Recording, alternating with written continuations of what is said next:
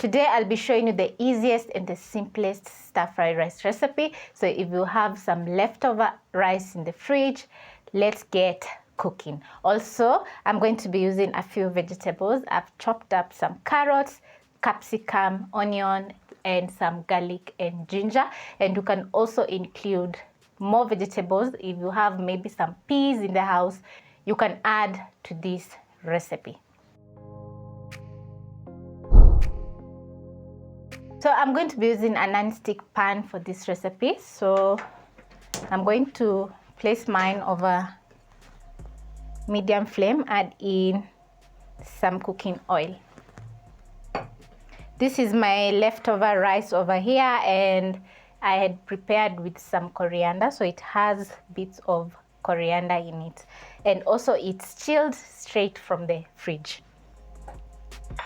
I'm going to add in 1 small onion to my pan and saute until the onion is soft.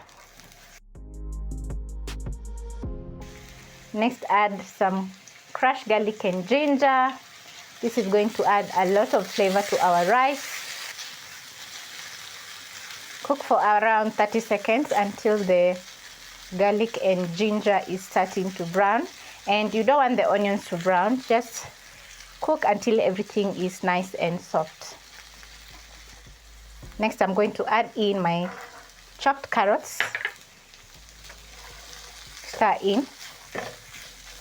I've started by adding in my carrots because they take a while to cook.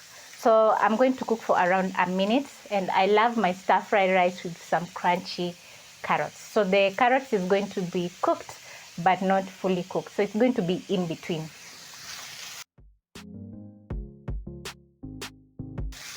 And as my carrot is cooking, I'm going to add in some black pepper and salt. And remember, if you have salted, you have already cooked your rice with salt, minimize the amount of salt that you're going to add in your pan.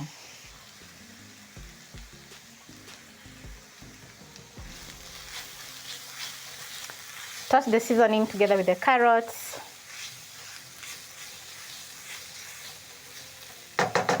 And also at this point, I'm going to add in my chopped up capsicum.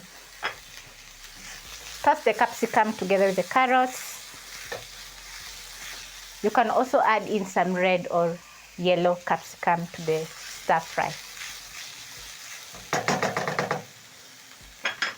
Next, I'm going to add back my cooked rice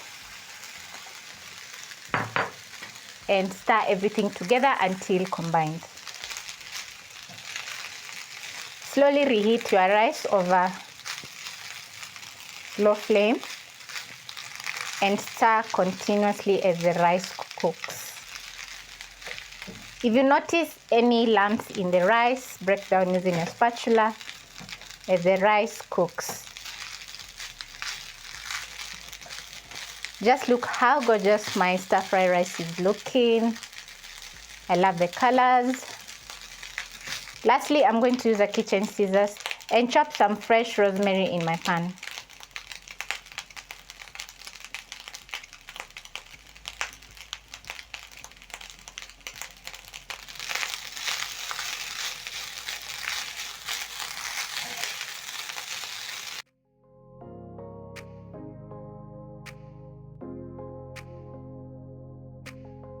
So if you have some leftover rice in your house, don't use a microwave to reheat your rice.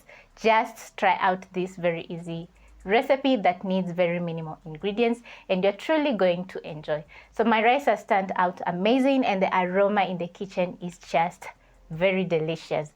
Trust me, the rosemary has added a very nice flavor to the rice, so don't skip on the rosemary. And if you don't have, you can use dried rosemary.